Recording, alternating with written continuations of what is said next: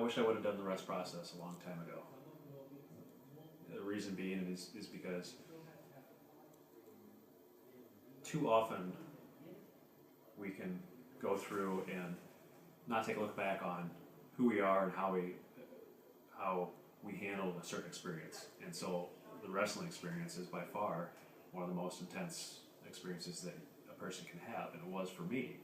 when I wrestled in college. I mean, I invested so much of myself, both at an emotional level, physical level, mental, and spiritual even, where it is just a rich time of life that can reveal a lot about yourself, and I think that's the strength of the rest process, is going back and looking on this life experience, and it's just all packaged up in a nice package for you. And if you just take some time to look at it and do yourself a favor and look at it, you will learn something about yourself. And the reason why it's a favor to yourself is because you have so many years left ahead of you outside past your wrestling experience that depends on how well you respond to the situations that are in front of you. And it seems a waste. It seems like even if you were to get a lot of medals in wrestling and a lot of accolades and successes, you would be wasting part of that wrestling experience if you weren't able to go back and look at it and say, okay,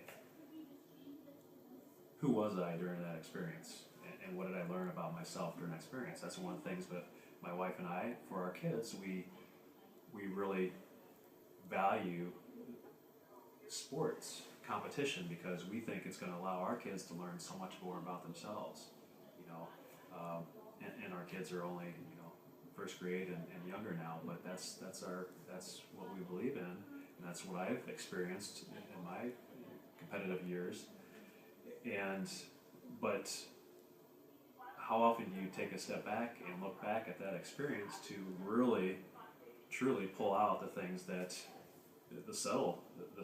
pieces as well, is about who you are as a person, how you responded, and what your hang-ups are and your blind spots, and how you don't do that.